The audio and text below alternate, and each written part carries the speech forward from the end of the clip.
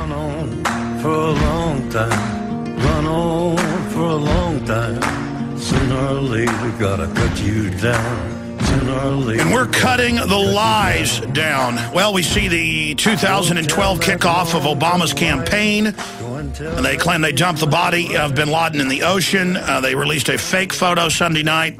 Yesterday morning had to admit it was a fake photo. They've got new fake photos. We'll play just a few seconds of this. They've released, of course, cartoons showing bin Laden shooting his AK-47 and the Navy SEALs taking him out. We'll roll some of that in the background right now for folks. This is so cartoonish. And what concerns me more than anything is that our expert guests have broken down here on air. Webster Tarpley, investigative journalist, Wayne Madsen, others, and we've also seen this in the foreign news, that Pakistan was starting to make deals with Saudi Arabia, that Saudi Arabia knows it's being double-crossed by the West, and that there was going to be big movement in Pakistan. Pakistan said, get your drones out of the country. And then magically, this happens. There's this raid, and now they're saying that Pakistan knew he was there for 6 years, as if Western intelligence wouldn't know that either, and they won't produce the body. This is a serious frame-up, it looks like, of Pakistan moving towards serious confrontations. Lieutenant General Hamid Gul, former head of Pakistani intelligence, really leading the attack on the Soviets in the 1980s, called a hero by our media at the time. He's been called now by some of our media the real leader of al-Qaeda, which he says is asinine. General Gul, thank you so much for joining us, sir. Thank you, Alex. I know you have a lot of other media to attend to. We've only got about 25 minutes with you. Sir, you've got the floor. Break down, now that we have some more time to look at this propaganda move, where you stand and what you believe is happening geopolitically. Well, I think they are targeting Pakistan, and I think Patriot, as it was said by New York Times, is now gearing up, he's limbering up for launching his third offensive against Pakistan. So I think that is where Pakistan is being cornered now. A case is being built against Pakistan, and they are saying that ISI was harboring this great terrorist. But at the same time, if you look at it professionally, all the time the CIA, the political leadership of America, and even all the European countries and their intelligence services were actually putting Pakistani intelligence on the wrong posse by saying that the high-value targets were hiding in North Waziristan in that terrain which adjoins with Afghanistan. So they were pounding Pakistani civilians and poor hapless villagers there with their drone attacks, with the Hellfires and with their Reaper missiles. So they have caused something like 2,500 casualties when the man that they were hunting was actually hiding in one of the urban centers of Pakistan. Now this is remarkable. I mean, it's an intelligence, okay, we accept their version and we say that they are not framing up. And this is not something, although that is a very popular theory here in Pakistan. But if we were to believe every word of what they are saying, then they are more responsible for misguiding Pakistani intelligence, other intelligence agencies, because the CIA and FBI and MI6 had been given free hand in Pakistan to hunt down the terrorists or what they had named, and we had caught so many of them, from Khalid Sheikh Mohammed to Faraj al-Libi and all the others from the urban centers of Pakistan. So why were they not also responsible for this failure? Agreed that there have been intelligence failure in this intelligence craft. Failures are not something which is outlandish. Sometimes they do happen. But ISI, instead of being lauded for its good work, I think ISI has been scapegoated by the CIA and all the other bigwigs there in America, and they want to now build a case against Pakistan. Although Pakistan really is suffering so much because our sovereignty has been trampled over, our security has been breached. These helicopters, they had spotted the blind areas in our radar coverage, and they came in as if they were the enemies of Pakistan. Now, it brings to light that the relationship with Pakistan, America's relationship, was always one of animosity, not of friendship. And while we were being told that we are friends of America and we are doing everything possible for them, we lost something like 35,000 lives in this process, and we suffered a loss of $68 billion in economic terms only, and everything else that went wrong with Pakistan, the revenge war and so on and so forth. Pakistan has suffered enormously. But now they tell us that you are responsible for everything. Isn't it amazing? And if, let's say, Osama is the one that they killed yesterday, why did they have to kill him? He was a sick man. He could have been hauled up in the helicopter and taken away. And imagine, they haven't shown the pictures. They used to show the pictures of Saddam Hussein, and they used to show his teeth also inside of his mouth, and they used to rejoice over it. And now when it comes to Osama, they say that dump him in the sea as soon as possible. I think there is a lot that goes unsaid, and I think it has to be, it's an untold story which has to come out one day. And I think a probe must be held. If the American administration is reluctant to hold that probe themselves, let the international community demand from them that we ignored the 9/11 thing because you said that this had happened to us and we didn't ask for the evidence.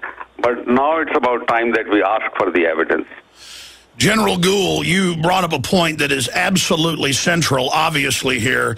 The saber rattling began against Pakistan recently when Pakistan said enough of the drones. I've interviewed Special Forces troops on air. We've had Colonel Schaefer on repeatedly. We've had calls from listeners. It's been admitted in the news that U.S. troops, CIA, Special Forces given unfettered access everywhere in Pakistan for now many, many years. And the fact that they're blaming Pakistan and saying, you knew he was there for 6 years, you just threw the gauntlet right back down and said, you were all over this country, you've been directing the Pakistani army into regions to back you up, going into tribal areas, which, of course, as you have pointed out, does stir up the population, and then they're called terrorists. And now they have us believe in the heart of your West Point, in the heart of much of your intelligence system, he was there. So if he was there, basically what you're saying, correct me if I'm wrong, 100% 6 years, the U.S., British, Israelis, they knew as well. Yes, indeed, because I think they have to share the responsibility. They can't shrug it off because they were the superior partner in this war against terrorism, and they had more resources, far more resources than ISI ever possessed. So you were responsible, equally responsible, and besides you were all the time focusing the ISI, directing them towards the Northwest Frontier Province. Why were you doing this? Now this is they always get away. They never are answerable. They were never answerable to 9/11 because no heads were rolled at that time, none from the air traffic control, none from the FBI, none from the CIA, and none from the Air Force, which took 112 minutes to come into action. Can you imagine? They killed Osama bin Laden, if at all that was Osama bin Laden. I don't believe. There are a lot of theories which are going on here. But suppose they killed Osama bin Laden. Why did they have to kill him? So that if he's taken alive, if they had asked the ISI, pointed out to the ISI, which they knew, then ISI would capture him alive. And then he would be put on trial and he will spill the beans that 9/11 was not done by him. And this was the fear because of which they didn't inform the ISI and they went for this hunt themselves independently. Yes, sir. I saw on Press TV last night the Iranian government is saying they have intel that Al-Qaeda, back from when Al-Qaeda was the good guys in the 80s, was going to leak the fact that U.S. intelligence was basically puppeteering terrorists to then blame it on Mujahideen. And it came out last week in Sky Television that the #1 Al-Qaeda operative inside Pakistan carrying out attacks on the Pakistani military, and this is confirmed, was MI6. It's also been confirmed, even Loftus, former head of counterterrorism with the FBI, Mr. Loftus, John Loftus, he came out on Fox and said that a SWAT ran the 7/7 bombings in London. He is MI6 and has an MI6 security clearance to travel wherever he wishes while he's on the news as the head terrorist.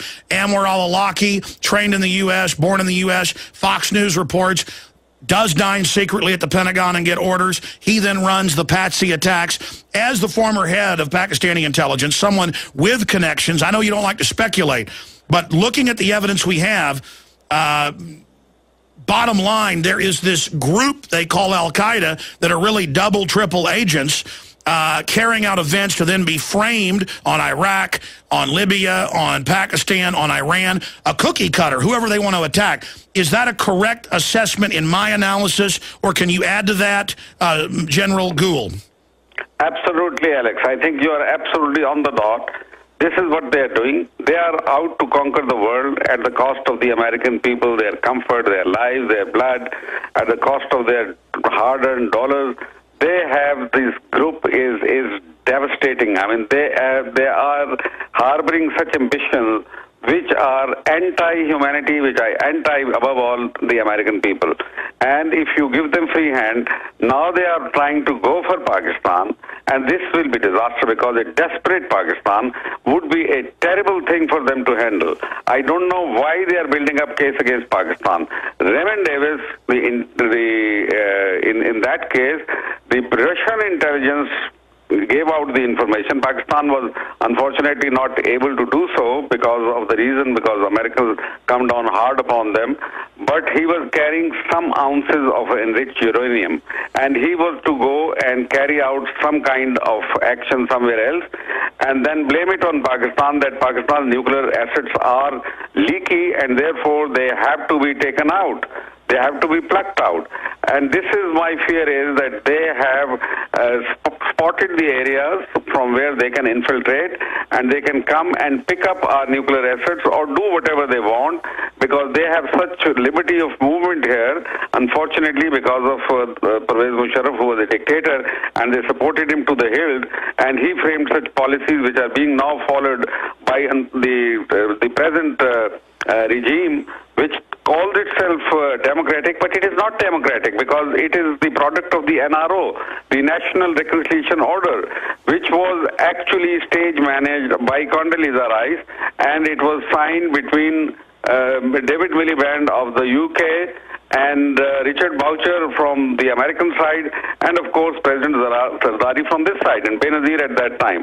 But Benazir became a little violent and she started reacting, so she had to be removed by them. If you remember, John Negroponte came here and he wanted to talk to her that she was becoming rebellious, and she refused to meet him.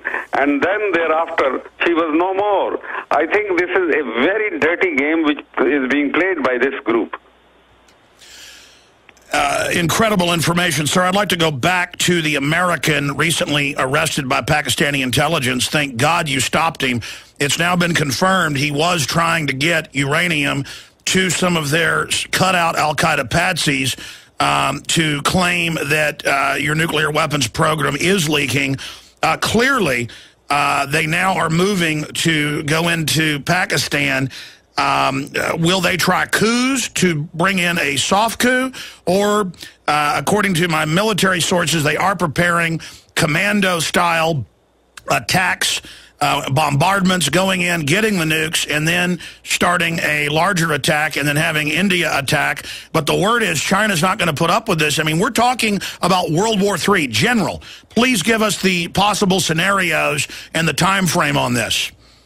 Well, I think it was McChrystal's idea, and he, in his briefing to the president, he had said that all he needs is a couple of helicopters and some commandos and an abseiling rope, and then he can go and pluck out anything that you have. And I mean, he said, I'll require a backing of 3 helicopters, and they can take out Pakistan's all the nuclear triggers.